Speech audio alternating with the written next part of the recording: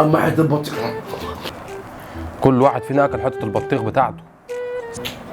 سيبوا بقى اخر شقه بطيخ للواد اللي جاي من بره عشان يلاقي حاجه ياكلها. اكيد هتقول حد شالها في التلاجة سقعها له. انا هقوم بالمهمه دي.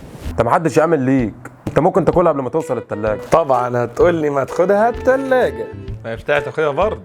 ليه يا عم وانا اتشلت؟ وبعدين انت اخر مره اكل الايس كريم بتاعه. اسكت خالص. يا بينو فين ايام راحة البال؟ يعني يوم ما تسرق ايس كريم. ما انت كنت بتاكل معايا وعارف ان هي مسروقه. ما شافوهمش وهم بيسرقوا، شافوهم وهم بيتفضحوا. انا جاي اتهزق هنا ولا ايه؟ محدش ياكل منها بقى. مش لازم يعني اقارب التلاجة عشان امنعكم. يلا بقى لو عايزين تناموا او عايزين تسهروا براحتكم، بس اللي هياكلها هيجيب بطيخه مكانها. وانا عارف ان انتم مفلسين. بالاذن. قوم يا عم شكلنا بقى عرق. تخيل ارغي. يتعمل لك محضر سرقه اخر شقه بطيخ، والظابط يسالك انت جاي في ايه؟ تقول له جاي في بذر. يا عم خش. بقول لك ايه، ما تقوم تجيب شقتين البطيخ دول.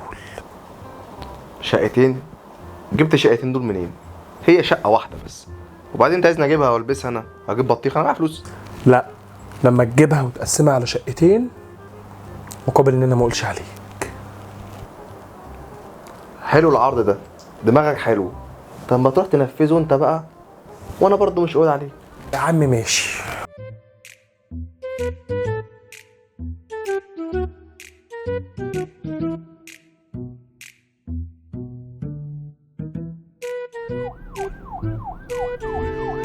رايح فين؟ رايح الحمام. حمام من هنا. ميرسي جدا، ما كنتش اعرف. اما نشوف اخرتها. عملت ايه؟ راجع ايد ورا وايد قدام. اخيبتك التقيله. يا عم ده عامل على حصار يا عم.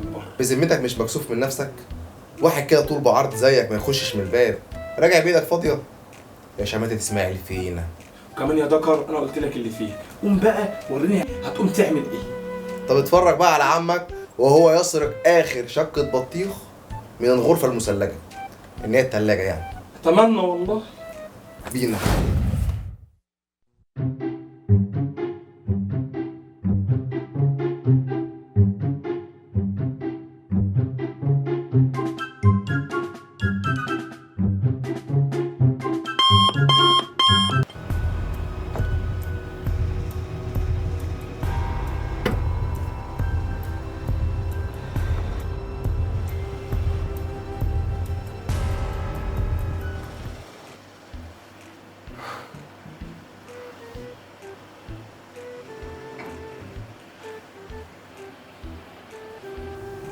يا حلاوتك. يا رب يقفشه. يا سامع البرومبا. ايه ما جبتهاش يعني؟ يا عم ده عدله جوه التلاجه، محسسني انها البطيخه الذهبيه.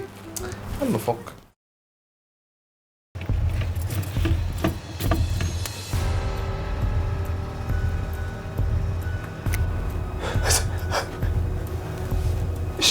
شقة البطيخ فين يا ابني؟ وانا اتحركت من جنبك؟ يكونش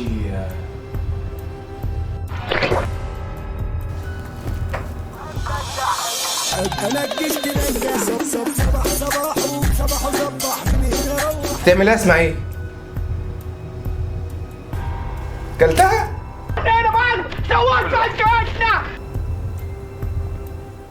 ما قدرتش اقاوم. انت اللي حكمت على نفسك ببطيخه كامله.